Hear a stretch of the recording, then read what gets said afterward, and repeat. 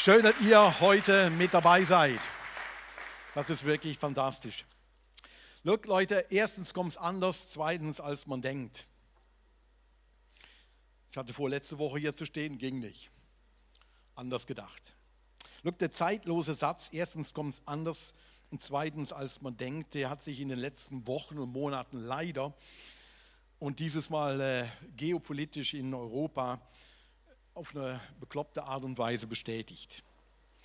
Die Illusion, dass sich Menschen, Machthaber oder Politiker an Grenzen, an Abmachungen oder an Verträge oder ganz geschweige denn an Werte, an Wahrheiten, an Anstand oder noch weiter gefasst sogar an Menschenrechte halten, das ist zerbröselt, das wissen wir und nicht erst jetzt, das kennen wir aus der Geschichte heraus, aber jetzt wird es uns wie deutlich vor Augen gemalt. Es kam anders, als man dachte. Und ab und an, ganz ehrlich, macht es mich sprach und auch ratlos. Ähnlich wie in der Gebetszeit, ich bin froh, dass ich mir einfach mit einklinken kann, manchmal zum Beten, weil mir die Worte fehlen. Weil ich wirklich nicht weiß, ja, was macht das auch in mir und was passiert da? Und das alles in der Geschwindigkeit, dass mir ab und zu sogar mit trümmerig wird. Die Welt spielt verrückt, ja, aber nicht erst jetzt. Die spielt schon eine ganze Weile verrückt. Und wenn man ein bisschen in die Geschichte schaut, dann hat sie schon manchmal sich trümmerig verrückt gespielt. Desillusion, das ist die Erkenntnis, dass eine vorherige Interpretation von einer Tatsache oder von irgendeiner Anschauung, man merkt, das ist fatal falsch. Man erkennt, das war wirklich ein Trugschluss. Das ganze bisherige Weltbild ist irgendwie in Frage gestellt. Um das geht es in dieser ganzen Serie. Und dafür braucht es tatsächlich nicht irgendwo eine geopolitische Auseinandersetzung, dass wir desillusioniert werden. Das ist einfach der größere Rahmen. Wir werden manchmal enttäuscht, entnüchtert in unserem Leben, merken, dass wir eine Illusion aufgesetzt sind. Dafür brauchen wir auch noch keinen Krieg, wir brauchen keinen Unfall. Manchmal reicht einfach eine Affäre, dass man desillusioniert ist über seinen Partner oder Partnerin. Das reicht. Manchmal braucht es einfach dafür nur eine Kirche oder einen Pfarrer, dass man desillusioniert wird und denkt, nein, also das hätte ich jetzt wirklich nicht gedacht. Da reicht manchmal wirklich so eine Gemeinschaft, wie wir sogar sind. Manchmal reicht eine Kündigung dafür und manchmal reicht einfach ein böses Gerücht, dass wir merken, hey, ja, geht's noch? Und manchmal reicht sogar ein Kommentar auf Facebook, wer das denn noch liest. Oder irgendwelche Peinlichkeiten auf TikTok. Oder manchmal reicht sogar das falsche Geschlecht. Wenn du dich beworben hast und merkst, ja, du hast alle Qualifikationen, aber eben, du hast wie das falsche Geschlecht. Die wollten ursprünglich immer einen Mann und haben die Frau deswegen genommen oder nicht genommen oder umgekehrt. Die wollten halt keinen Mann, sondern eine Frau. Look, und all das finden wir in abgewandelter Form, abgesehen von Facebook und TikTok, finden wir auch irgendwo in der Bibel wieder. In Geschichten von Menschen, von Frauen und Männern, die irgendwo desillusioniert worden sind über ihren Glauben, über ihren Nachfolger, über die Gemeinschaft, mit der sie unterwegs waren. In den nächsten Wochen bis Ostern und speziell auch an Ostern werden wir einen Blick in so eine Lebenswelt von Männern und Frauen tun, wie letzte Woche, wo Matthias Saladin darüber gesprochen hat, über den Judas. Wir werden noch andere Figuren anschauen und sagen, hey, wie geht man mit den Enttäuschungen um, trotz Glauben an Jesus? Obwohl das Leben sich komplett anders entwickelt hat, als man dachte, es komplett anders gekommen ist, wie bleibt man trotzdem noch frisch unterwegs? Und wie findet man trotzdem wieder Mut und fast Mut in die nächsten Schritte in unserem Leben? Trotz diesen Enttäuschungen. Heute geht es um eine Frau. Oder anders gesagt, mal ein bisschen weiter gefasst, es geht um Frauen. Und zwar konkret um die Person Maria Magdalena, eine Nachfolgerin von Jesus. Und warum geht es um eine Frau? Warum thematisiere ich das? Meine Frau hätte das mich gefragt. Sagt, warum redest du darüber? Sagt, ja, das ist eine gute Frage. Nächste Frage. Nein, dann, warum rede ich darüber? Weil ich glaube, dass wir als Kirche, als Kirche wirklich just auch in dieser Zeit wirklich was dazu zu sagen haben, zu Männern und Frauen, zu Gender und so weiter. Wir haben was zu sagen. Und wenn wir es nicht machen, ja, wer denn sonst? Alle anderen wollen ja schon was sagen. Wir haben was zu sagen, mitten in so einer Zeit, wo wir drin stehen. Ich lese einen Text aus Lukas 8, da geht es um Maria Magdalena. In der folgenden Zeit zog Jesus von Stadt zu Stadt und von Dorf zu Dorf. Und überall verkündigte er die Botschaft vom Reich Gottes.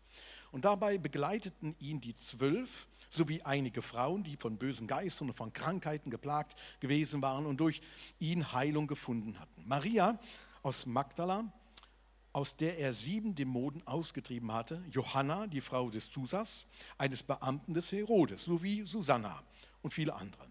Alle diese Frauen dienten Jesus und seinen Jüngern mit dem, was sie besaßen. Wer waren die Frauen? Look, die Informationen zu den Frauen, zu den Jüngeren Jesu, die sind an sich in der Bibel relativ dürftig. Man erfährt von 3 ihren Namen und obwohl der Lukas gibt noch viele andere, erwähnt er die vielen anderen eben gar nicht mit Namen, sondern wirklich nur die 3.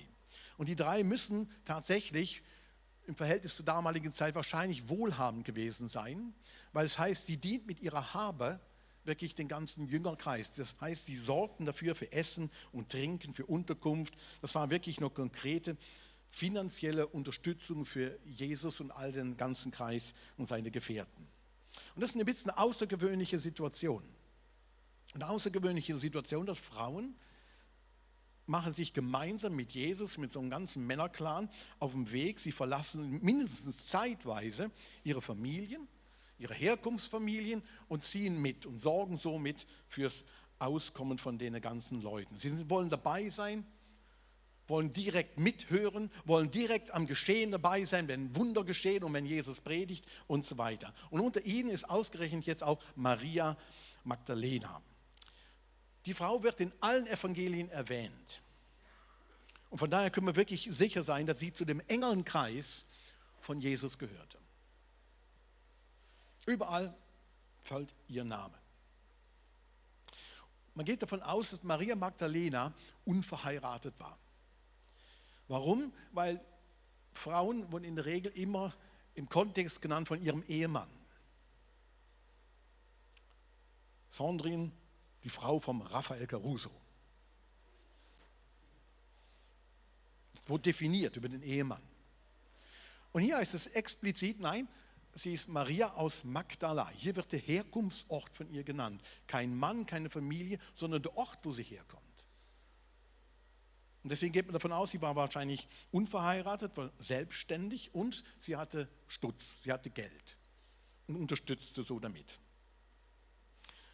Der Herkunftsort Magdala, der liegt am Westufer vom See Genezareth, so circa 10 Kilometer von Kapernaum weg. Das war einer der Hauptwirkungsorte von Jesus. Und des Weiteren erfahren wir von ihr jetzt speziell, dass sie 7 böse Geister, Dämonen aus ihr ausgetrieben wurden. Mehr heißt es, steht nicht da. Müssen wir jetzt verstehen, in der damaligen Zeit wurden Krankheiten, die man jetzt nicht erklären konnte, wo man nicht wissenschaftlich oder medizinisch irgendeinen Link hatte, das wurde sehr schnell auch ins Übernatürliche gezogen. Das waren dann irgendwelche Dämonen dahinter, dass die Krankheit stattfand. Das war irgendwas Böses, was dahinter war. So wurde das häufig interpretiert. Das heißt aber nicht, dass nicht wirklich auch dämonische Mächte und Kräfte am Werk waren und Menschen geplagt haben, Menschenleben zerstören wollten. Beides gilt dafür. Und von ihr wird erwähnt, dass sie 7 Dämonen hatte und allein die Zahl lässt einen Schluss darauf hin, sagt, hey, es war wirklich ernst um sie. Sie war ernstlich krank, sie wurde ernsthaft geplagt. Wer war der Maria Magdalena nicht? Und es ist noch wichtig zu wissen, wer sie nicht war. Sie ist gemäß den Evangelien eben nicht die Frau, die im Lukas 7 erwähnt wird, wo eine Frau zu Jesus kommt, ihm mit Öl salbt, an seinen Füßen sitzt und Tränen vergießt, teures Öl über ihn ausleert und so weiter. Und sie wird als gemeinhin so als Sünderin bezeichnet da drin. Von ihr ist überhaupt kein Name erwähnt. Maria Magdalena ist die zweithäufigst genannte Frau im Neuen Testament nach der Mutter von Jesus, Maria. Aber von der Frau weiß man den Namen nicht. Man weiß übrigens auch gar nicht, was ihre Sünden waren. Wird auch nicht ernannt. Erst viel später haben manche Ausleger dann angefangen zu sagen, ja, das war eine Prostituierte. Das war alles irgendwo erotisch, dann aufgeladen. Maria Magdalena war das nicht. Und Maria Magdalena war auch nicht die Maria, die Schwester von Martha, die Schwester von Lazarus, der tot war und dann auferweckt worden ist und wo im Johannesevangelium von erzählt wird, wo auch Jesus gesalbt hat. Erst sehr viel später hätte man den Link gelegt, dass diese Maria Magdalena eine Person ist. Die 3 Frauen hat man versucht, dann zusammenzubringen. Und das hat einen ganz gewissen Grund gehabt. Der Papst Gregor, der Große, der hat angefangen 590 nach Christus solche sogenannten Magdalenenpredigten zu halten. Und der hat die Figuren wie zusammengeführt und hat diese Maria Magdalena dann angedichtet, sie ist wirklich so eine prostituierte Sünderin und hat die 7 Sünder als die 7 Laster auch definiert. Ganz schlimme Dinge, wo der Frau dann angetan wurden. Und das ist dann wirklich in der Geschichte immer wieder weiterentwickelt worden. In der Westkirche zum Beispiel hat man diese Sünderin, denn Maria Magdalena, immer mehr ausgeschmückt und dann Bilder von ihr gemalt, meistens halbnackt, eben dann mit roten Haaren, ähnlich wie beim Judas, wie Matthias Saladin das letzte Woche schon erklärt hat. So rote Haare für Leidenschaft und für ungezügelte Begierde nach Geld, nach Sex und allem Möglichen. Und um irgendwie anzudeuten, das ist so eine Frau gewesen. Ihr seht es auf dem Bild, der Tizian malte sie so als so laszive Frau da irgendwie. Und später hätte man dann sie neben Jesus drauf gemalt. Lukas Kranacher ungefähr im 16. Jahrhundert, könnt ihr das nächste Bild sehen, so ganz, ganz nah bei Jesus, wirklich ganz nah bei Jesus. Und dann bei Mel Gibson, da war sie dann schon Prostituierte und beim Sakrileg war sie dann die Geliebte von Jesus. Das ist die Story, wo alles um Maria Magdalena so erfunden worden ist. Und die Wirkung, Leute, unterschätzt das nicht, die Wirkung davon, von diesem Magdalenenbild, Maria Magdalena, die war stark in der Geschichte. Es gab später mal sogenannte Magdalenenheime. Magdalenenheime waren Besserungsanstalten für gefallene Mädchen, für Prostituierte. Wurde in der Kirche richtig aufgebaut da drin. In Irland hat es ein paar prominente Magdalenenheime gegeben, wo schlimmste Dinge den Frauen angetan worden ist. Wo bis in unsere Zeit reicht und man noch immer nicht dazu steht, was da passiert ist. Oder so ansatzweise. Aber alles auf dem Bild Maria Magdalena, eine Prostituierte, irgendwie leidenschaftlich und irgendwie sich an Jesus ranmachend. In Wahrheit war Maria Magdalena einfach eine Jüngerin, die Jesus begleitet hat. Und sie war die Frau, die bei der Kreuzigung dabei war, unter Lebensgefahr. Alle anderen waren schon weggelaufen, die Männer waren keine mehr da, waren nur noch ein paar Frauen. Und sie war noch da. Und sie war auch diejenige, die dann Ostern Jesus begegnet hat. Ich lese das vor. Maria aber blieb draußen vor dem Grab stehen. Sie weinte. Und während sie weinte, beugte sie sich vor, um ins Grab hineinzuschauen. Und da sah sie an der Stelle, wo der Leib Jesu gelegen hatte, 2 Engel in weißen Gewändern sitzen. Den einen am Kopfende und den anderen am Fußende. Warum weinst du, liebe Frau? Fragten die Engel. Maria antwortete, sie haben meinen Herrn weggenommen und ich weiß nicht, wohin sie ihn gebracht haben. Und auf einmal stand Jesus hinter ihr. Sie drehte sich nach ihm um und sah ihn, erkannte ihn jedoch nicht. Warum weinst du, liebe Frau? Fragte er sie. Wen suchst du? Maria dachte, es sei der Gärtner und sagte zu ihm, Herr, wenn du ihn weggebracht hast, sag mir bitte, wo du ihn hingelegt hast, dann hole ich ihn wieder. Maria, sagte Jesus. Da wandte sie sich um und rief Rabbuni. Das bedeutet Meister. Maria braucht hier den hebräischen Ausdruck. Und Jesus sagte zu ihr, halt mich nicht fest, ich bin noch nicht zum Vater in den Himmel zurückgekehrt. Geht zu meinen Brüdern und sag ihnen, dass ich zu ihnen zurückkehre, zu meinem Vater und eurem Vater, zu meinem Gott und zu eurem Gott. Da ging Maria aus Magdala zu den Jüngern zurück. Ich habe den Herrn gesehen, verkündete sie und erzählte ihnen, was er zu ihr gesagt hatte.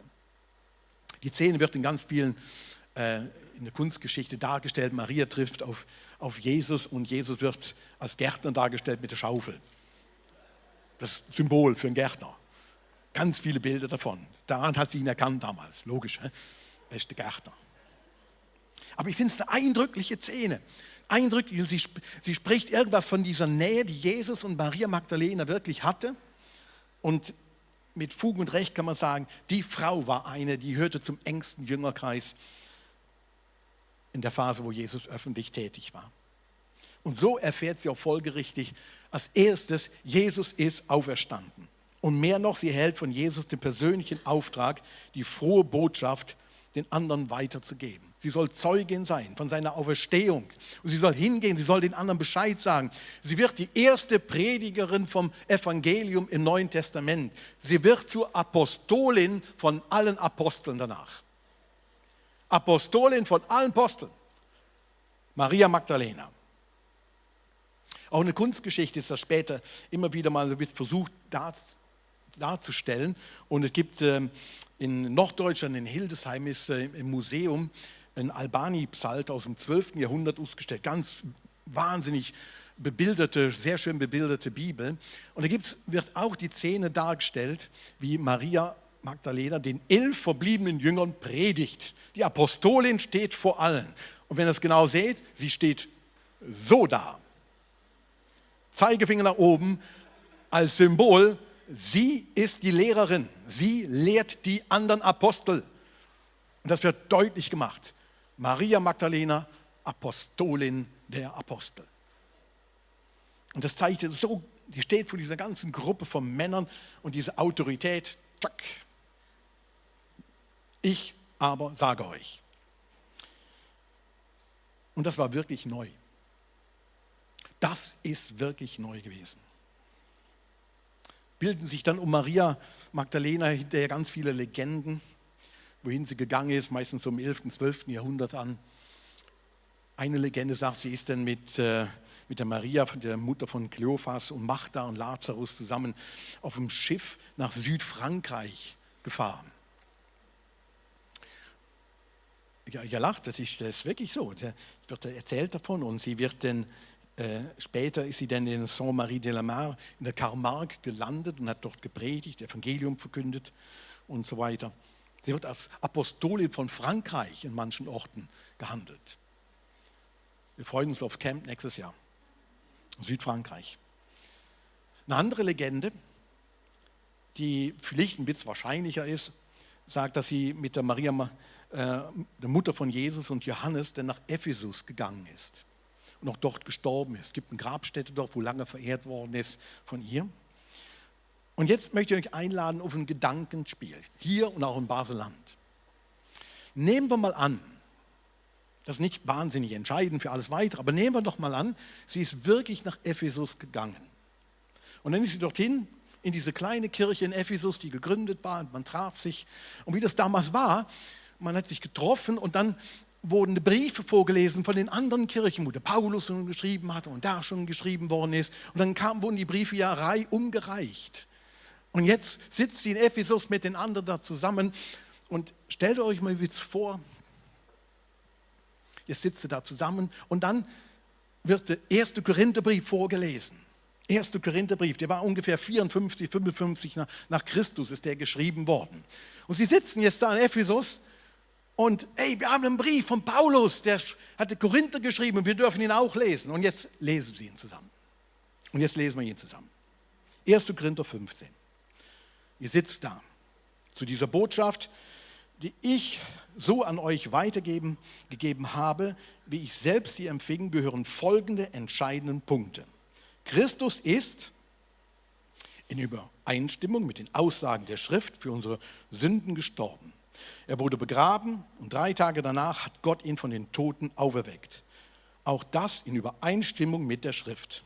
Und als der Auferstandene hat er sich zunächst Petrus gezeigt, dann dem ganzen Kreis der 12. Später zeigte er sich mehr als 500 von seinen Nachfolgern auf einmal. Einige sind inzwischen gestorben, aber die meisten leben noch. Und danach zeigte sich Jakobus und dann allen Aposteln. Als letzten von allen hat er sich auch mir gezeigt. Jetzt bist du Maria Magdalena. Und denkst, what? Was? Habe ich das gerade richtig gehört? Könnt ihr das nochmal vorlesen? Stopp, könnt ihr nochmal kurz innehalten. Was ist da gewesen? Also, wir lesen es nochmal. Als der Auferstandene hat er sich zunächst Petrus gezeigt und dann dem ganzen Kreis der 12. Alter. Paulus, du warst überhaupt nicht dabei. Was erzählst du einen Scheiß hier? Das stimmt doch gar nicht. Als erstes in Petrus, der hat mir überhaupt nicht geglaubt. Wie kommst du auf die Idee zu sagen, der war der Erste. Ich war da, ich höchstpersönlich, Maria Magdalena. Und ich war da. Und ich bin zurückgelaufen und habe den anderen das erklärt. Und die haben mir nicht geglaubt. Ich war die Apostolin. Warum sagst du Petrus Einspruch? Was soll das? Wer hat denn jetzt nur recht? Johannes? Oder der Paulus?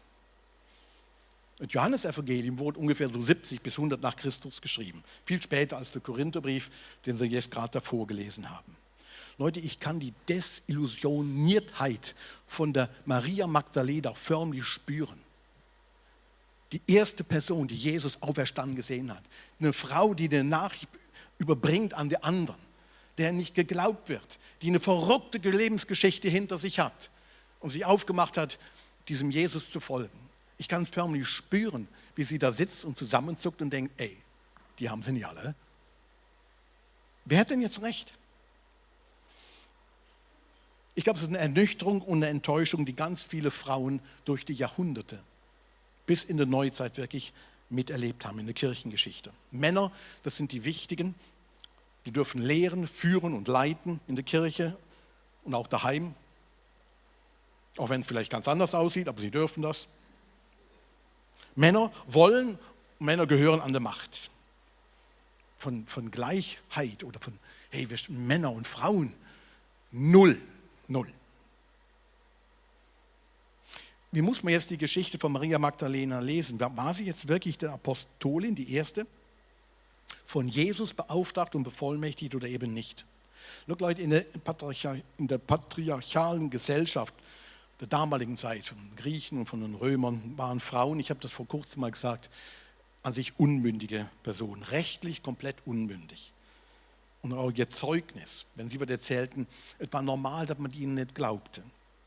Ich habe dieses Zitat von Aristoteles vor ein paar Wochen mal erwähnt, wo er sagt, das Verhältnis des Männlichen zum Weiblichen ist von Natur aus so, dass das eine besser und das andere geringer ist. Und das eine regiert und das andere wird geregiert. Und noch einmal, das Männliche ist von Natur mehr, ist zur Leitung mehr geeignet als das Weibliche. Das war Aristoteles. Und das war das Bild der damaligen Zeit, der Rolle und Status von Frauen. Und jetzt soll ausgerechnet eine Frau die erste Apostolin sein.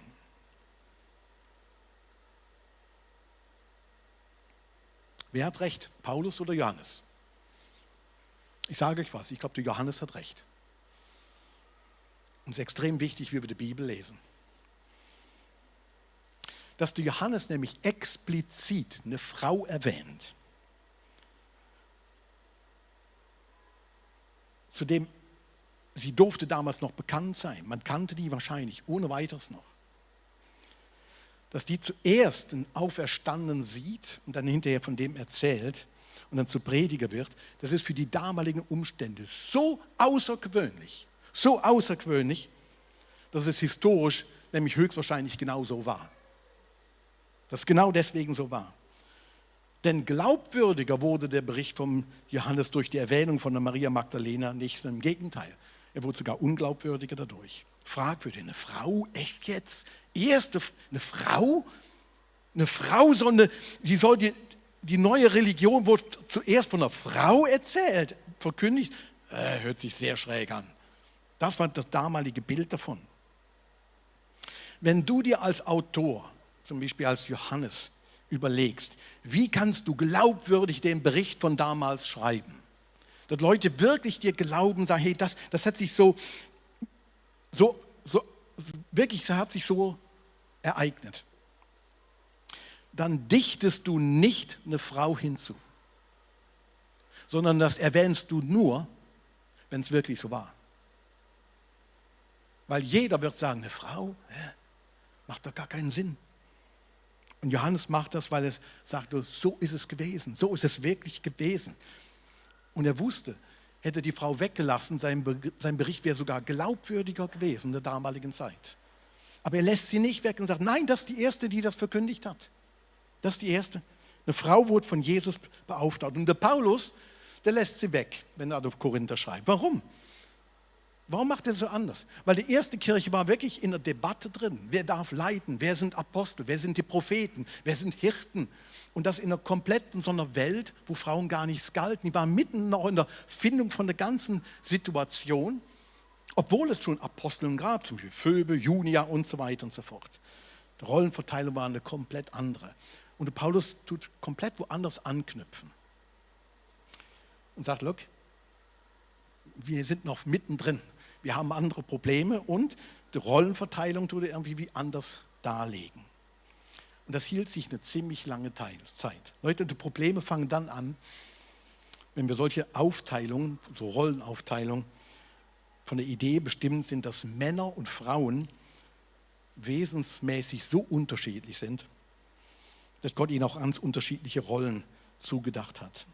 Und das ist an sich ziemlich modern, so Rollenbilder. Wir finden uns drin wieder, Bücher über Männer und Frauen, da kann man sich schnell drin wiederfinden und auf einmal merkt man, ja genau, ich bin so, ja, weil ich ein Mann bin, ist ja logisch. Ich bin so, weil ich eine Frau bin. Jetzt erklärt sich alles, jetzt bin ich, jetzt weiß ich, warum ich zum Beispiel einparken kann, ich weiß, warum Mädchen gerne basteln, Jungen gerne am Feuer spielen und eben Männer sind eine Kommode mit Schublade, Frauen sind eher ein Kleiderschrank, wo alles mit allem in Berührung ist.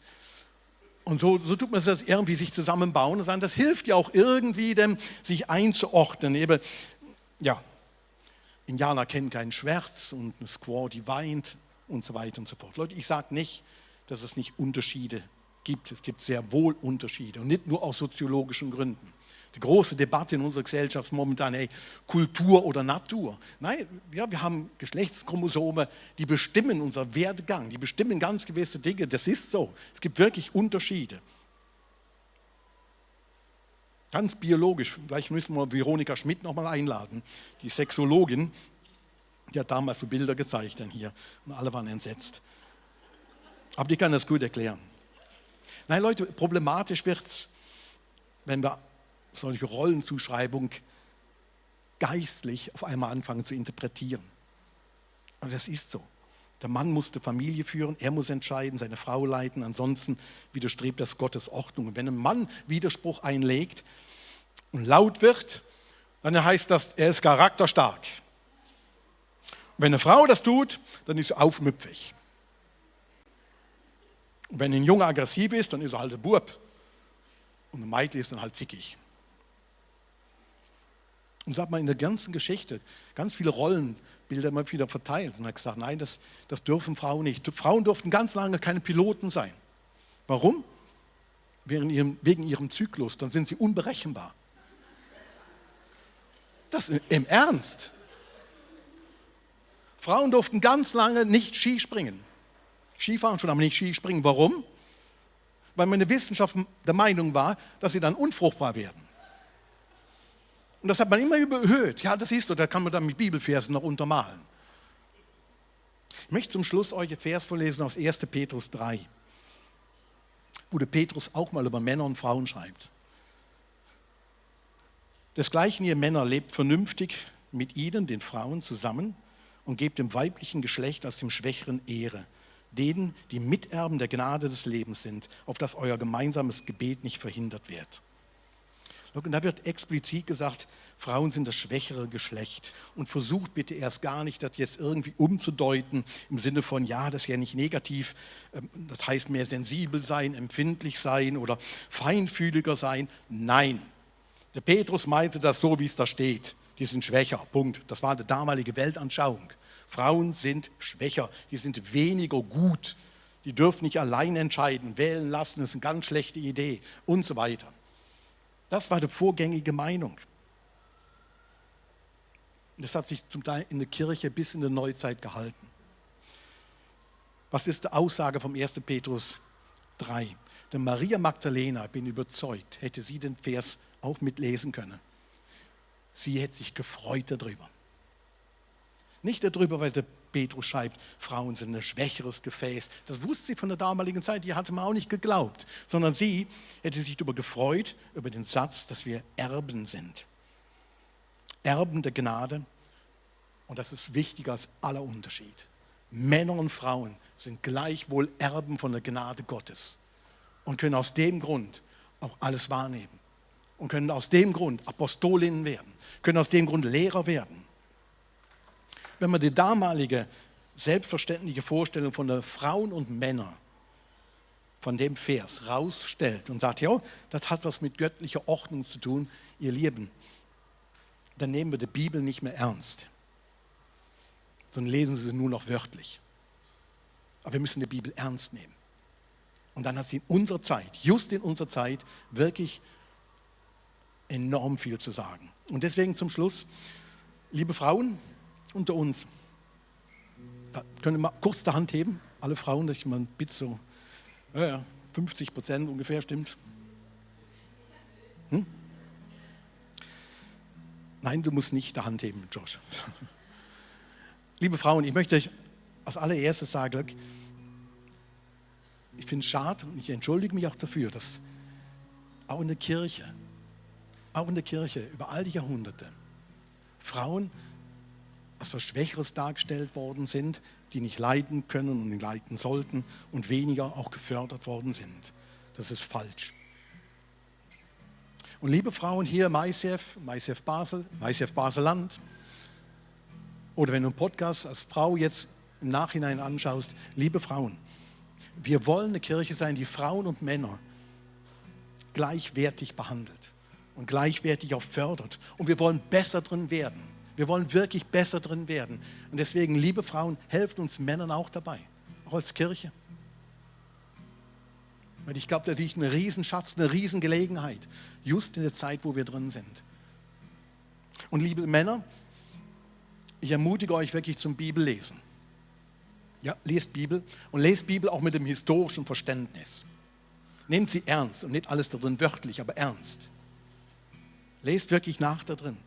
Die Frau darf und soll in der Gesellschaft, in unserer Kirche sprechen, leiten, lehren und auch daheim. Da passiert nichts Dramatisches. Vielleicht wird es sogar besser. Und liebe alle, liebe Männer und Frauen, erstens kommt es anders und zweitens, als man denkt. So habe ich die Predigt angefangen. Wie wäre es, wenn wir es als Kirche anders machen, als man von uns immer wieder denkt, dass wir es so machen? Wie wäre es, wenn wir als Kirche wirklich vorangehen und immer wieder das betonen und Frauen und Männer stark machen und das in unserer Kirche hochhalten und sagen, jawohl, dafür stehen wir. Wir sind die Galionsfigur dafür, wir halten das hoch. Wir möchten Menschen gleich behandeln. Wir möchten auch Flüchtlinge aus der Ukraine, aber auch die aus Syrien, Äthiopien, aus dem Jemen und Sudan, möchten wir gleich behandeln, alle freundlich wirklich begrüßen und aufnehmen, versuchen zu verbinden. Ja, wir möchten uns wirklich Gas geben als ganze Kirche und sagen, hey, wir tun unser Bestes, um Frieden zu stiften und wissen gleichzeitig, wir haben nicht alle Antworten darauf. Wir suchen selbst, wie die erste Kirche damals in Korinth sogar, wie muss das funktionieren, wie kann das funktionieren? Wir glauben daran, dass der Geist Gottes uns zusammengeschenkt worden ist und wir wirklich Lösungen finden miteinander. Auf das wir alle Erben von der Gnade Gottes sind und das noch viel mehr sich breit macht. Wir wirklich einen Unterschied machen in dieser Gesellschaft und just auch in unserer Zeit. Was wäre, wenn wir als gesamte Kirche hier im Basel-Land, hier in ICF Basel und in ICF Lörrach, wenn wir so vorausgehen und Menschen überraschen, dass es anders kommt, als man denkt von der Kirche. Und dazu lade ich dich ein. Darf ich euch bitten, aufzustehen und ich bete noch mit uns. Vater im Himmel, danke, dass du uns Männer und Frauen gemacht hast und dass du sie als deine Geschöpfe gemacht hast, als wertige Geschöpfe. Und danke, dass du uns als Kirche auch hineingelegt hast, diesen Schatz. Und ich bete darum, dass wir wirklich als Kirche auch in unserer Zeit wirklich einen Unterschied machen. Hilf uns da drin, Heiliger Geist, ich bitte dich, mach uns sensibel darauf und nicht nur feinfühlig, sondern wirklich sensibel darauf, keinen Unterschied zu machen zwischen denen und denen.